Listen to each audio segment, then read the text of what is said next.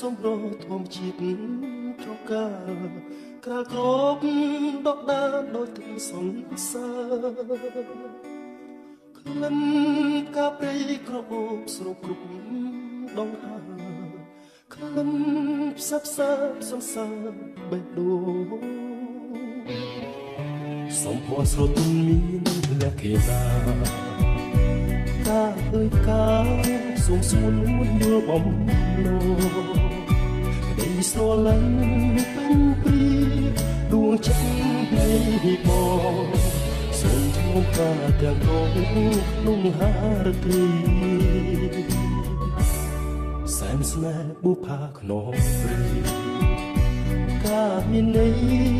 រកឆោមនោះពណ៌បរិសុទ្ធដោយកំរក្រនឹងបានប្រានឈុំស្នេហាកត់នោម